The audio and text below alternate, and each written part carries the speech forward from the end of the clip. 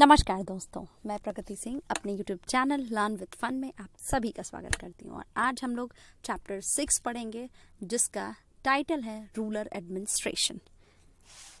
हमने first chapter पढ़ा था डाइवर्सिटी क्या होती है, दूसरा diversity discrimination, then form of government, then key elements of democratic government. ये सारी चीज़ें पढ़ते पढ़ते फिर हम लोग ने पंचायती राज पढ़ा। उसके बाद से हम रूरल एडमिनिस्ट्रेशन पढ़ रहे हैं। बहुत ही अच्छा टॉपिक है, बहुत छोटा टॉपिक है, इसीलिए वीडियो बिल्कुल बड़ा नहीं है। आप आराम से देखिए, आप बिल्कुल चीज़ें समझ में आएंगी विदाउट बीइंग स्किप्ड।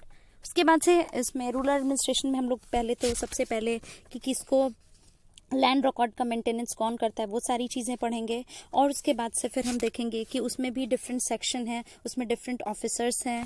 2 ऑफिसर्स के बारे में हम लोग पढ़ेंगे। और उसके बाद से हम लोग एक न्यू हिंदू सेशन एक्ट आया है, उससे एक क्वेश्चन आया हुआ था। आई थिंक 2016 का क्वेश्चन है, हिंदू सेशन एक्ट से, सक्सेशन एक्ट से, उससे क्वेश्चन आया था, तो वो हम लोग पढ़ेंगे। और बस यही है, छोटा सा वीडियो है क्योंकि ज़्यादा इसमें था नहीं, तो मैंने इसे अननेसेसरली बड़ा नहीं किया। तो 2 ही फंक्शन है जो हम पढ़ेंगे। और वही फंक्शन भी पूछता है कि लैंड रिकॉर्ड के फंक्शन में कौन क्या करता है, किसे क्या बोला जाता है। और दूसरी चीज़ वो कि वही हिंदू सक्सेशन मैरिज एक्ट जो था वो क्या है। तो ये सारी चीज़ें हैं जो हम लोग इसमें बस पढ़ेंगे। उसके बाद से खसरा किसको कहते हैं, खेत के रिकॉर्ड को, जिसमें सारी चीज़ें रहती हैं कि आपका क्या क्या कितना है, उससे खसरा खतौनी कहते हैं ना, तो वो चीज़ें हैं। तो इस चैप्टर में हम लोग रूरल एडमिनिस्ट्रेशन में यही पढ़ेंगे। दूसरी चीज़ ये है, हम लोग इसमें क्या होता है कि इसमें एक स्टोरी ऐसे जाती है, पहले इसमें पढ़ लेते हैं कि there are more than 6 lakh villages in India. Taking care of their needs for water, electricity, road connection is not a small task. In addition to this, land records have to be maintained and conflicts too need to be dealt with. यानी rural administration में हम लोग जितने भी land records कौन करता है, उसको मेंटेन कौन करता है वो पढ़ेंगे, उसके कन्फ्लिक्ट को दूर कौन करता है वो पढ़ेंगे. A large machinery is in place to deal with all this. In this chapter, we will look at the work of 2 rural administration officers in some detail. यानी कि 2 रूरल एडमिनिस्ट्रेटिव ऑफिसर्स के बारे में हम लोग इस चैप्टर में पढ़ेंगे. तो इसमें क्या होता है कि 2 लोग होते हैं, जो मोहन होता है और रघु होता है, वो दोनों झगड़ा कर लेते हैं अपने ज़मीन के लिए। कोई एक दूसरे का थोड़ा ज़्यादा ले लेता है, तो ये लोग पुलिस स्टेशन जाते हैं. पुलिस स्टेशन जाने के बाद इनकी रिपोर्ट लिखी जाती है. उसके बाद से फिर इस चैप्टर को नरेट करता है ना जो रघु और मोहन होते हैं कि कैसे उनका मेंटेनेंस जो था लैंड का, वो कैसे रिकॉर्ड जो उन लोगों ने किया वो किसने बताया और कौन इसको करता है, ये सारी चीज़ें. मतलब कि पूरे हम लोग हिस्ट्री पढ़ लें, सिविक्स पढ़ लें, ज्योग्राफी, हर एक कोई कैरेक्टर है जो इस चीज़ को नरेट करता है. तो ऐसे स्टोरी चलती है. तो इस रूरल एडमिनिस्ट्रेशन में हम लोग पढ़ेंगे. रघु और वो दोनों झगड़ा कर लेते हैं, पुलिस स्टेशन गए, पुलिस स्टेशन के बाद उनका FIR होता है. उसके बाद से फिर वो लोग अपने जो है लेखपाल के पास जाते हैं. फिर वो उन्हें सारी चीज़ें बताता है कि उनका मैप देता है कि किसके हिस्से में कितना ज़मीन है और कौन बिना वजह के किसी का नहीं ले सकता है. तो ये सारी चीज़ें जो हम लोग रूरल एडमिनिस्ट्रेशन में पढ़ेंगे. दूसरी चीज़ ये है कि हम लोग इसमें ये पढ़ रहे थे कि did not know what to do. हाँ, यहाँ पे देखिए कि Mohan was puzzled and did not know what to do. He was not sure why his complaint was not being recorded. यहाँ पे देखिए एक है कि you see that Mohan and Raghu were arguing heatedly whether the common boundary of their fields have been shifted. Isn't there a way by which they could have settled this dispute in a peaceful manner? वो दोनों झगड़ा कर रहे हैं कि कौन किसका होगा, और तो क्या कोई पीसफुल मैनर है जिससे इनका जो झगड़ा है वो सेटल हो सके. Are there records that show who owns the land in the village? Let's find how this is done. तो ये कैसे होता है, यही क्वेश्चन पूछा था. ये देखिए, measuring land and keeping land record is the main work of the patwari पूछा था कि पटवारी के क्या क्या कैरेक्टरिस्टिक्स हैं, यही क्वेश्चन पूछा था.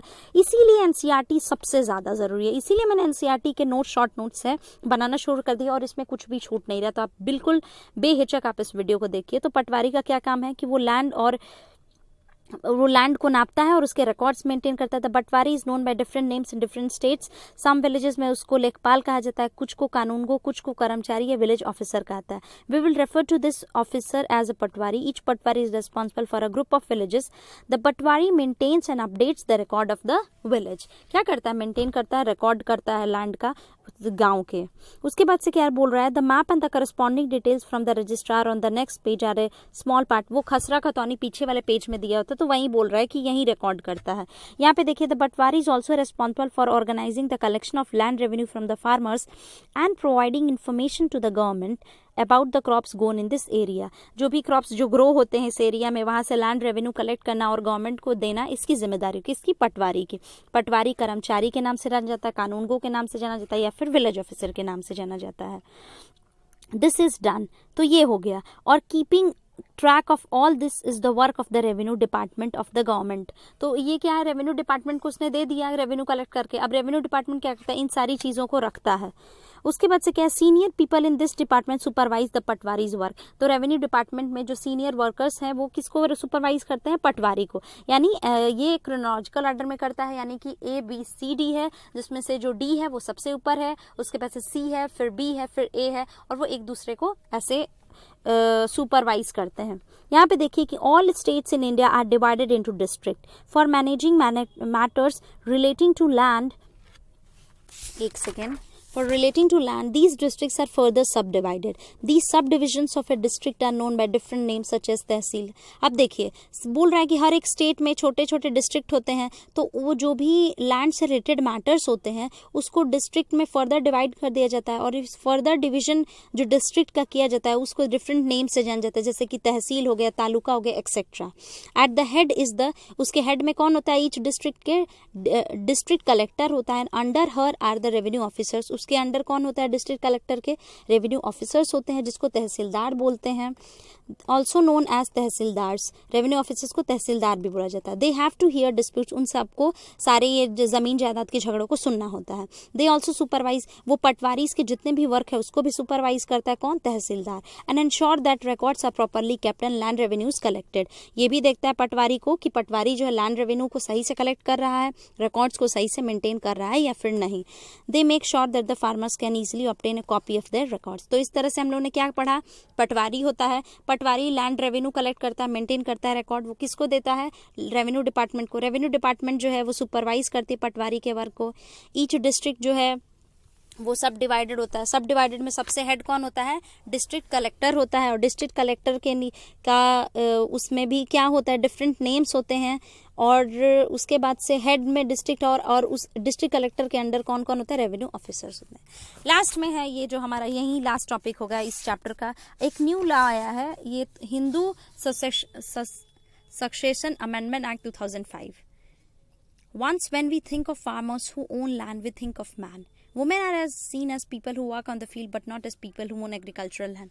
Actually ये मतलब है कि ये होता है कि लड़कियों को या फिर मम्मी लोग को, लड़कियों को जब शादी से पहले तो ज़मीन का बंटवारा होता नहीं है। अगर उसकी शादी हो जाती है तो बंटवारा हुआ भी तो उसको हिस्सा नहीं मिलता है, उसमें उसको हिस्सा उसके ससुराल में मिलेगा, ना कि उसके नैहर में मिलता है।